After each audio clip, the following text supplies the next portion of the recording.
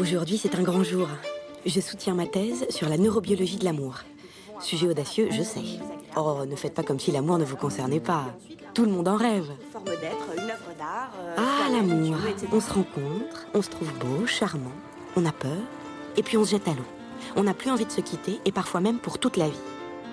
Alors c'est quoi la neurobiologie de l'amour? C'est simple, c'est ce qui se passe à l'intérieur de notre corps quand on tombe amoureux. Un premier regard troublant, un sourire ravageur, bon, vous connaissez. Mais d'où ça vient? Et qu'est-ce que ça provoque dans notre corps? Pourquoi une caresse, un baiser, nous submerge d'émotions? Comment ça marche là-dedans? Entre notre corps, notre cerveau, nos sentiments. Ouh, je vois votre petit air sceptique là. Vous pensez que l'amour, ça ne s'explique pas, hein? Et si la science, justement, commençait à nous éclairer sur ce grand mystère, l'Odyssée de l'amour? Voilà mon amie Juliette. Elle est jolie, hein? On se connaît depuis qu'on est bébé. Déjà bébé, elle était ravissante, très rousse, très... Enfin bon, bref. En ce moment, Juliette est amoureuse. Et lui, là, Sébastien, le prince charmant, le héros de Juliette. Le célèbre baiser de Gustav Klimt. Il a été exécuté entre 1906 et 1909.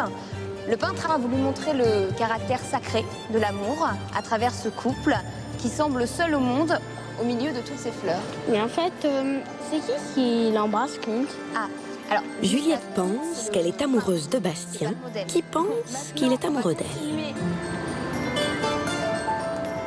Dès qu'elle le voit, son cœur bat plus vite, son sang palpite dans ses artères, le rouge envahit ses joues, ses jambes flageolent.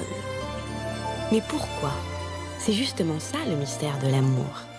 Et pour comprendre, il faudrait pouvoir entrer ensemble dans le corps amoureux de Juliette.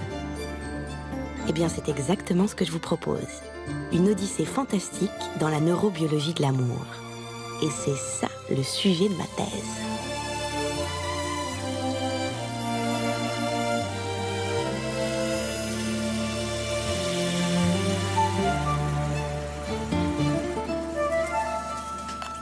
Mais ça fait combien de fois qu'il change de partenaire, celui-là? 4 fois. Mais regarde-moi ça, là. Il y va pas, il court. Il faut rien, c'est ça le syndrome de Coolidge. Chaque fois qu'il voit une nouvelle rate, il a de nouveau envie de copuler. Il me fait penser à Bastien. Pourquoi Bastien? Je sais pas. Les yeux, peut-être? Prête? Oui.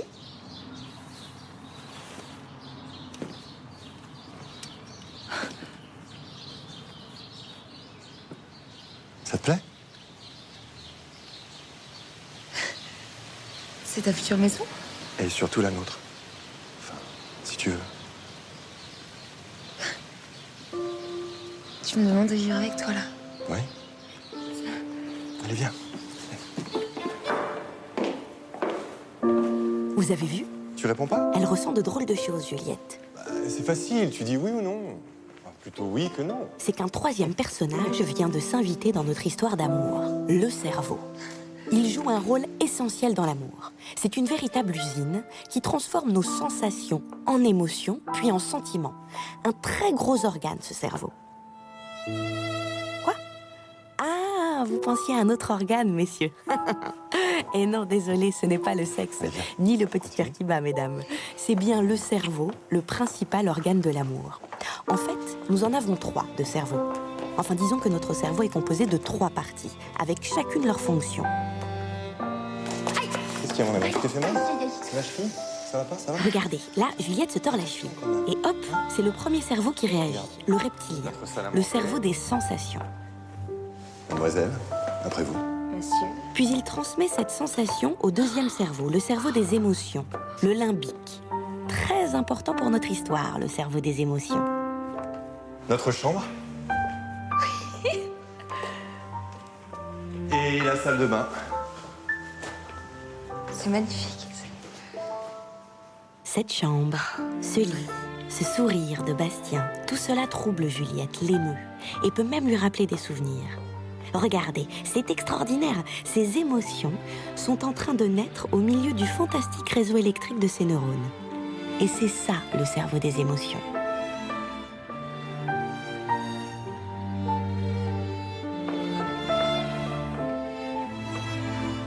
Cette maison, j'ai l'impression d'avoir rêvé quand j'étais petite. C'était la même maison. C'est pas fini. Mais l'amour est plus qu'une émotion, c'est un sentiment. Alors là, on pénètre dans le monde mystérieux du troisième cerveau, le néocortex, le cerveau des sentiments. C'est ici que Juliette mesure le pour et le contre, le bien et le mal. Ton jardin. Et là, elle se dit que ce Bastien pourrait bien être l'amour de sa vie. Bref, sans nos trois cerveaux, pas d'histoire d'amour possible. Bastien, Qu'est-ce qu'il y a? tu me trouves pas trop jeune pour vivre avec toi? J'ai connu pas mal de femmes, c'est vrai. C'est la première fois que je ressens quelque chose d'aussi profond. Tu me crois? Ah, bienvenue chez toi. Hein? Bienvenue chez moi. Ah.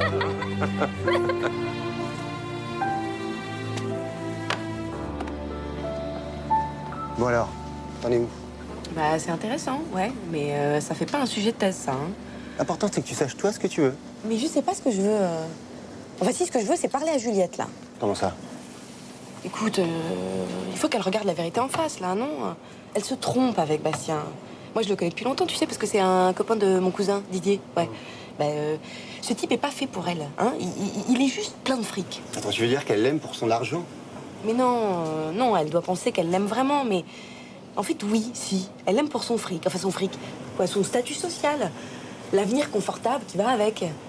Elle se rend pas compte que Bastien pense qu'avec sa bite. C'est pas plutôt l'effet Coolidge? C'est la même chose. L'effet Coolidge, ça veut dire quoi? Ça veut dire que tous les hommes ont une bite à la place du cerveau. Bon, j'ai faim, moi, hein? Eh, attends, j'ai avec toi. Eh, selon une enquête menée dans 33 pays différents, en matière de choix, les femmes sont plus exigeantes que les hommes. Un homme peut se tromper et recommencer vite ailleurs, alors que la femme tombe enceinte, et pour elle, le sort en est jeté. Mais qu'est-ce que tu racontes, là? Juliette n'est pas enceinte. Non. Ce que je veux dire, c'est que les femmes attachent plus d'importance que les hommes aux critères bonne perspective financière. Sauf chez les Zoulous d'Afrique du Sud. Les Zoulous? Non mais Célim, je connais Juliette depuis la crèche. Je suis bien placée pour savoir quand elle se ment à elle-même. À la crèche, elle aimait déjà les hommes pour leur argent? Eh ben, elle était précoce, hein. Non, ce que je veux dire, c'est qu'on peut pas savoir avec l'amour. Mais si, on peut savoir. C'est scientifique. Scientifique. Scientifique. Et je le prouverai. Alors? C'est oui? Oui. Ça, c'est pour toi.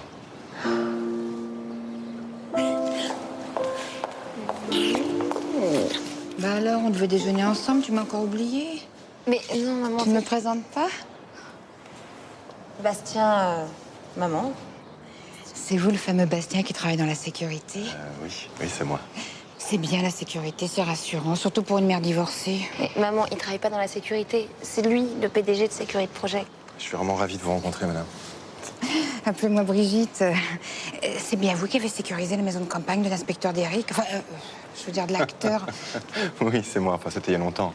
La chance que t'as. Waouh! Bastien, vous m'avez tout l'air de l'homme idéal. On va boire un verre pour fêter ça? Oui, oui. Bon, ça, hein, c'est peut-être pas scientifique, mais c'est bien la preuve qu'il m'aime, non? Non mais que Bastien veuille t'en mettre plein la vue, ça, j'en ai jamais douté, hein. Est-ce que toi, tu l'aimerais autant s'il pouvait pas t'offrir cette bague? Bah, si Bastien était moche, con, pauvre, non, je l'aimerais pas, mais Bastien, il a presque 40 ans, il a connu plein de femmes, il est bourré de fric. Non mais c'est vrai, quoi, il peut avoir la top modèle qui lui plaît. Il a juste à faire ça. Et c'est moi qui l'aime. Oui, mais un mari qu'on n'aime pas, ça devient vite un homme qu'on déteste. Oui, mais il n'est pas question de mariage pour l'instant. Tu verrais, cette maison, elle est... Bah écoute, c'est vraiment bien ici. Mais qu'est-ce que t'as, Juliette, là? Dès que tu parles de Bastien, on dirait que t'es comme une gamine devant le Père Noël. C'est pas possible, hein. Ah, mais c'est ça qui pue. Je vais me mettre à laver. C'est quoi? Un sweat que Bastien m'a prêté hier. Notre odorat est bien plus développé qu'on ne le croit. Et les odeurs jouent un rôle capital dans notre choix du partenaire amoureux. On se renifle les uns les autres sans s'en rendre compte, et cela nous apporte des informations essentielles. T'aimes pas cette odeur? Non. T'aimes pas cette odeur? Non, j'aime pas cette odeur. Alors ça, ma cocotte, si c'est pas scientifique comme réaction, tu supportes pas l'odeur de Bastien et tu dis que tu l'aimes, mais quand on aime quelqu'un, on se shoot à son odeur, on se shoot. Bon, écoute, en attendant le grand shoot qui va me terrasser, moi je file au musée. Pauvre Juliette, si elle savait ce qui l'attend. Regardez-la, elle se croit sûre d'elle et de ses sentiments pour Bastien, et pourtant, elle va provoquer un incident phénoménal en bas de son immeuble. Pardon. Excusez-moi, je suis désolée. Et voilà, ce jeune homme pense que le ciel vient de lui tomber sur la tête. Pour le moment, il est seul à ressentir ces étranges sensations. Mais c'est de toute évidence le coup de foudre. Avec tous ses symptômes et toutes ses réactions incontrôlées. Hausse du rythme cardiaque, palpitations, augmentation de la tension artérielle et surtout, focalisation sur une seule personne.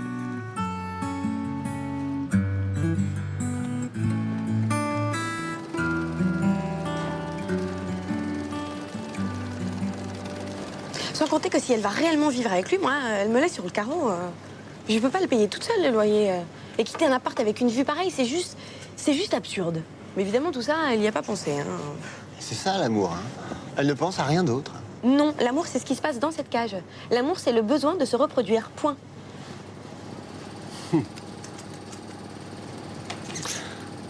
À ce propos, je serais d'accord pour le partager, moi, ton appart. J'en peux plus de ma chambre de bonne au 6e. Je meurs de chaud l'été, de froid l'hiver. C'est gentil, merci. Mais bon, non, de toutes les façons, je peux pas la laisser partir pour foutre sa vie en l'air avec un type qui l'aime que pour son cul. Bah, il faut bien aimer les gens pour quelque chose. S'il l'aime pour son cul et elle pour son fric, ça équilibre. En plus, c'est le schéma classique. L'attraction physique est toujours mieux notée par les hommes que par les femmes. Tu m'agaces. Ah, la plus belle de la soirée. Tu es magnifique. Bon, les filles, vous êtes ici chez vous, alors amusez-vous, hein, d'accord? Alors, je vais rester un petit peu là pour accueillir les gens. Hein, tu vas au bar, tu prends un petit peu de champagne. J'arrive. Tout de suite, mon ange. Ça va, Milly? Oui. Juliette, t'as dit pour nous deux? Stéphane, j'arrive tout de suite. Comment ça va?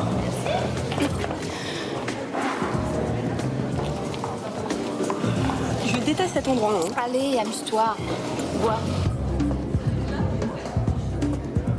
Et c'est pas ton Thomas, celui-là? Je pense que j'ai failli crever de chagrin quand Salom m'a largué. Mais attends, tu l'as vu, là? On n'avait rien à faire ensemble. Non, mais avec Bastien, c'est pas évident non plus. Hein. Je sais pas comment tu te débrouilles. Généralement, enfin bon, c'est inconscient, mais on se choisit sur des critères très précis. Par exemple, plus de 2/3 des couples se constituent entre deux personnes du même niveau social. Et quand il est différent, le plus souvent, c'est l'homme qui occupe le niveau supérieur. Bah, de ce côté-là, Bastien est parfait. Non, mais il y a aussi les critères physiques. Pareil. Bastien gagne le concours du plus beau mec, non? Ah non, mais je ne parle pas de beauté, là. La femme cherche le meilleur géniteur et l'homme, la femme la plus apte à lui donner une descendance. Ouais, non, mais à quoi tu vois tout ça, toi? Par exemple, pour les femmes, l'homme idéal a un rapport hanche-taille entre 0,8 et 0,9. Et un rapport taille-épaule de 0,6. Mais attends, on est en pleine science-fiction, là. Mais pas du tout. Regarde, lui là-bas, par exemple. En trop étroit d'épaule, celui-là. Ah ouais. Ouais. Ah, c'est clair. Et tu l'as vu, là? Il a les pattes arrière vraiment trop courtes, ça va pas.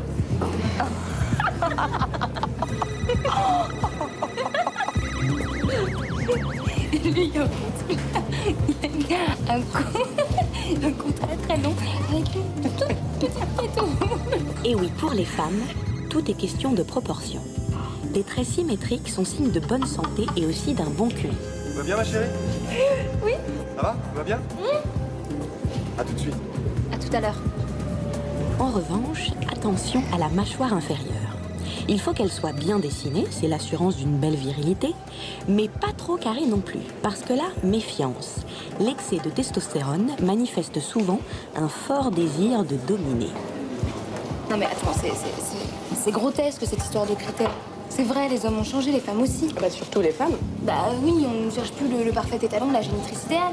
Non. Bah non, excuse-moi de te dire, mais on n'est plus autant des cavernes. Non, mais nos hormones n'ont pas évolué aussi vite que notre cadre de vie et notre psychologie. Juliette? Julia? Depuis 10 ans que Security Project a été créé, le chiffre d'affaires a d'abord doublé, puis triplé. Nous sommes en passe de devenir les premiers sur le marché européen.